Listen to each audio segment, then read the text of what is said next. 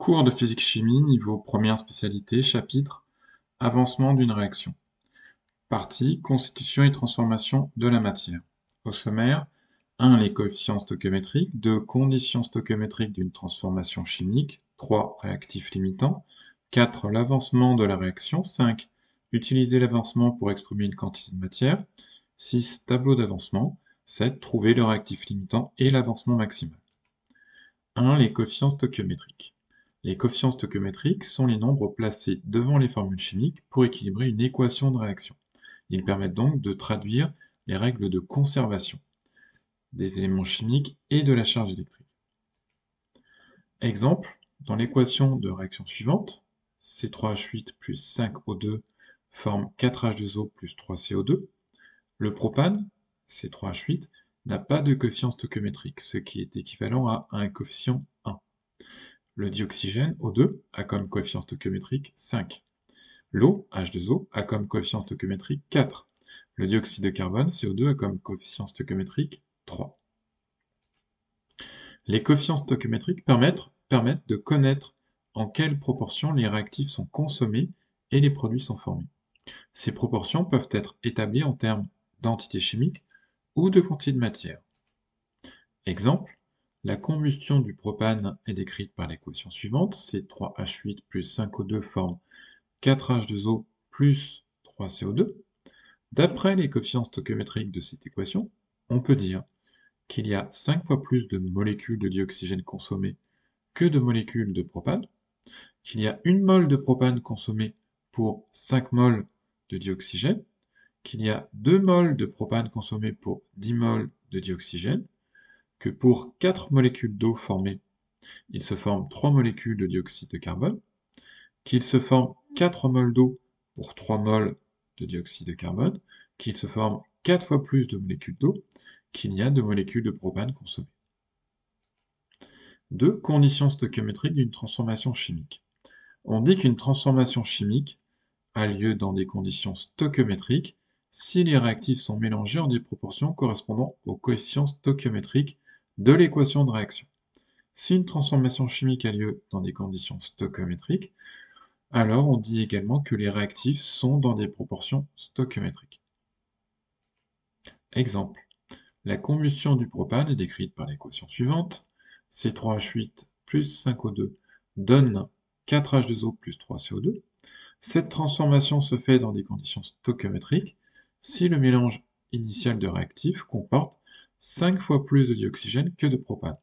On a donc, par exemple, des conditions stoichiométriques si l'on fait réagir 1 mol de propane et 5 mol de dioxygène, ou 0,5 mol de propane et 2,5 mol de dioxygène, ou 0,1 mol de propane et 0,5 mol de dioxygène, ou 2 mol de propane et 10 mol de dioxygène, ou 6 mol de propane et 30 mol de dioxygène.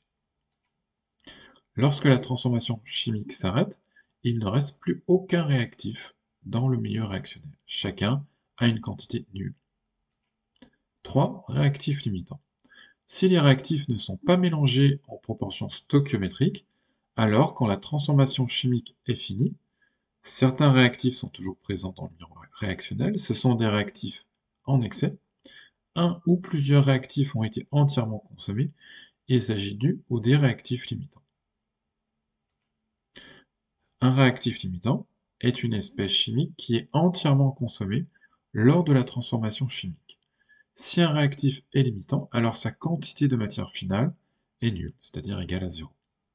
Pour savoir si un réactif est limitant, on peut donc vérifier qu'il ne reste plus lorsque la transformation chimique est finie, le prévoir à partir des quantités de réactifs initiales et des coefficients stoichiométriques des réactifs, utiliser l'avancement. 4. L'avancement de la réaction. L'avancement d'une réaction se note X minuscule, A pour unité, la mol, symbole mol, MOL.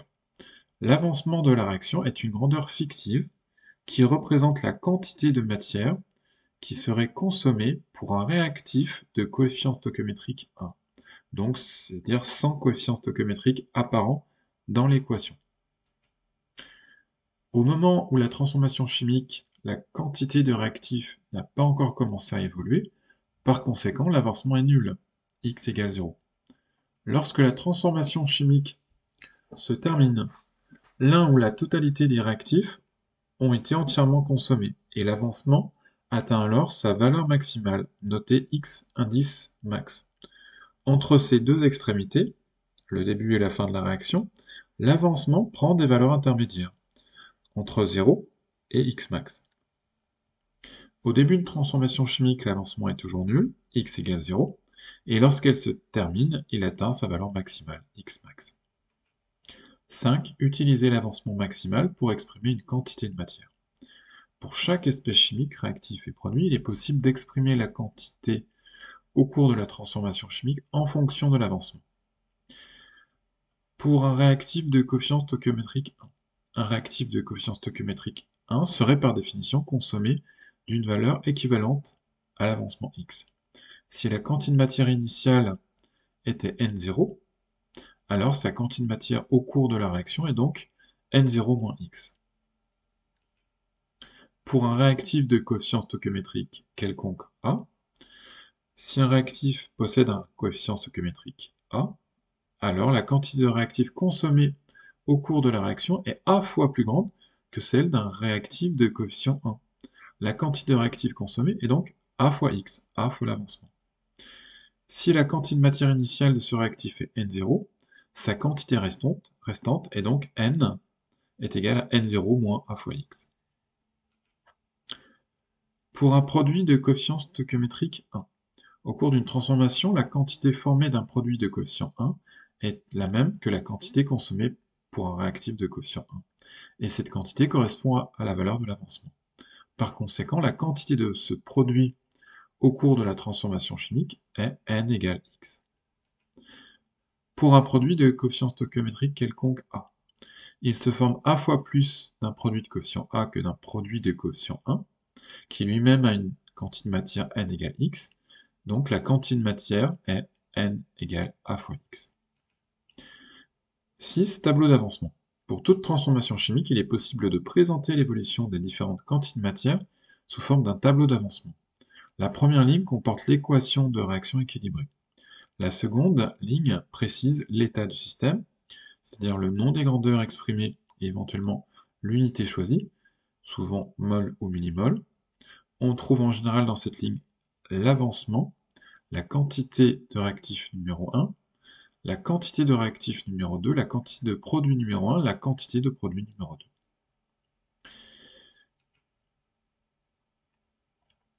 La valeur ou l'expression de ces grandeurs est ensuite précisée pour chaque réactif et produit lors de 3 étapes de la transformation chimique. C'est-à-dire l'état initial, l'instant où t égale 0, les réactifs sont mis en présence mais n'ont pas encore commencé à réagir, et l'avancement est alors nul. Un état intermédiaire quelconque entre le début et la fin de la transformation chimique, une partie des réactifs a déjà été consommée, mais aucun n'a entièrement disparu. La valeur de l'avancement est simplement x. L'état final, c'est-à-dire le moment où la transformation s'achève, au moment au moins l'un des réactifs a été entièrement consommé, et il ne se forme plus de produit. L'avancement maximal est alors x égale x max. Donc exemple de tableau d'avancement. Dans la première ligne, donc on indique l'équation de la réaction. Donc ici par exemple celle de la combustion du propane. C3H8 plus 5O2 forme 4H2O plus 3CO2. Dans la ligne suivante, donc, on indique l'état du système, c'est-à-dire les quantités qu'on va exprimer. La quantité de matière pour le premier réactif, NC3H8. La quantité de matière pour le deuxième réactif, NO2. Même chose pour les produits. Ensuite, eh bien, pour les 3 états, initial, intermédiaire, final, on indique la valeur de l'avancement dans la colonne avancement et les quantités de matière correspondantes à chaque espèce chimique pour les différentes espèces chimiques. Donc on introduit les valeurs correspondantes. À l'état initial, par définition, eh bien, la quantité de propane est égale à N0C3H8, la quantité d'O2 est égale à N0O2, et il ne s'est encore fermé aucun produit, donc chacun a une quantité nulle. Ensuite, dans un état intermédiaire, eh bien, il reste N0C3H8 moins X, puisque le coefficient stoichiométrique est de 1. Et pour le dioxygène, qui a un coefficient stoichiométrique de 5, il va rester la quantité initiale de dioxygène N02 moins 5 fois l'avancement, moins 5x. Pour les produits, eh bien, H2O qui a un coefficient stoichiométrique 4, eh bien, est formé en quantité égale à 4x, 4 fois l'avancement. Pour CO2 qui a un coefficient de 3, ce sera 3x. À l'état final, eh bien, l'avancement prend sa valeur maximale, et donc il reste N0, c'est 3H8 moins X max, N02 moins 5X max, et il s'est formé 4X max de H2O et 3X max de CO2. 7. Trouver le réactif limitant et l'avancement maximal. Pour trouver le réactif limitant et l'avancement maximal Xmax, on fait à tour de rôle l'hypothèse que chaque réactif est le réactif limitant. Si le réactif numéro 1 est limitant, alors sa quantité finale est nulle. On peut donc écrire que la quantité exprimée dans la première ligne du tableau d'avancement est égale à 0. Si la quantité finale de réactif s'exprime par la relation n est égal à n0 réactif 1 moins A1x, A1 étant le quotient stoichiométrique du réactif 1, alors dans le cas où il est le réactif limitant, on peut écrire que n0 réactif moins A1x max égale 0, puisque la quantité finale d'un réactif limitant par définition est nulle. On en déduit l'expression de l'avancement maximal dans ce cas-là. X max est égal à N0 du réactif 1, la quantité de matière initiale du réactif 1, divisé par A1, c'est-à-dire le quotient stoichiométrique de ce réactif. Deuxième hypothèse, si le réactif numéro 2 est limitant, en suivant la même démarche, eh bien on aboutit également à une expression du type Xmax est égal à N0 réactif 2 sur A2, c'est-à-dire la quantité de matière initiale du réactif 2 divisé par le coefficient stoichiométrique du réactif 2. Et s'il y avait un troisième réactif, eh bien on pourrait de même obtenir l'expression Xmax égale N0 réactif 3 sur A3. Parmi les résultats obtenus pour Xmax, la plus petite valeur est la valeur réelle de l'avancement maximal. Elle est obtenue pour le réactif jouant réellement le rôle de réactif limitant. Donc le réactif limitant d'une transformation chimique est celui qui permet d'aboutir à la plus petite valeur de l'avancement maximal.